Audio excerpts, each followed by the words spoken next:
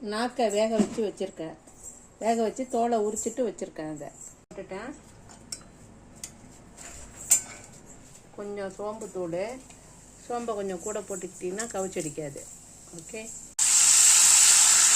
இஞ்சி பூண்டு paste, already இஞ்சி பூண்டு பேஸ்ட்டு போட்டு கொஞ்சம் அரை உப்பு போட்டு தான் வேக வச்சுருக்கேன் நாக்கை. இஞ்சி பூண்டு பேஸ்ட்டு, கருவேப்பிலை போட்டிருக்கேன்.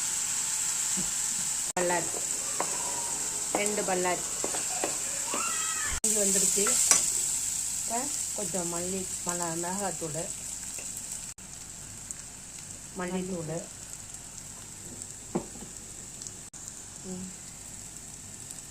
கொஞ்சமாக போட்டால் போதும். மிளகாத்தூள் கலருக்கு, இது காரம் இருக்காது, சும்மா கலருக்கு மட்டும் போடலாம். வேக வச்ச தண்ணி, அதிலே நிறைய மஞ்சள் தூள் இருக்குது, அரை உப்பு போட்டிருக்கேன். அதை அப்படியே இதில் ஊற்றிடணும்.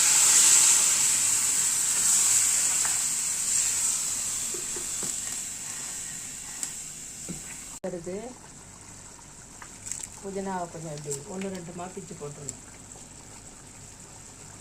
இதுக்கு தக்காளி சேர்க்கலை, தக்காளி போடக்கூடாது, போட்டால் டேஸ்ட் மாறிடும். கடைசியாக கொஞ்சம் லெமனு, மிளகுத்தூளும் சீரகத்தூளும் லெமனும் போட்டு பரட்டிட்டிங்கன்னா சூப்பராக இருக்கும். தேங்காயெலாம் சேர்க்காமல் செய்யணும்.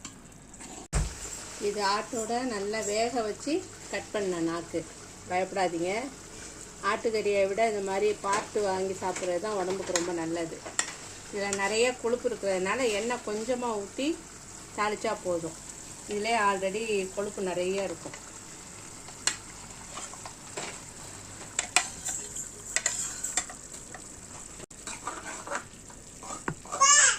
ஒன்று போல் நல்லா கிரேவி சேர்ந்து வந்துருச்சு பாருங்கள்.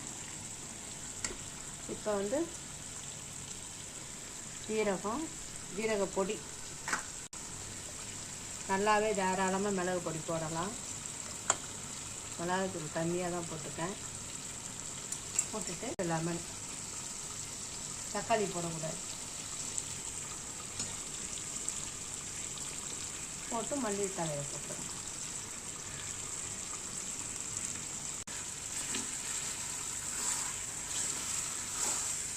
சூப்பரான ஆட்டு நாக்கு கிரேவி. நம்ம ஊரில் ஒரு நாக்கு தான் கிடைக்கும் ஒரு கடைக்கு. இங்கே ஷார்ஜாவில் கிலோ கணக்கில் வாங்கலாம்.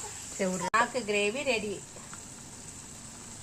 இது ஷார்ஜாவில் வாங்கினது, ஒரு நாக்கு கிடையாது, கிலோ கணக்கில் வாங்கலாம். இங்கே மூளை, செவுரொட்டி எல்லாமே கிலோ கணக்கில் கிடைக்கும். ஓகே.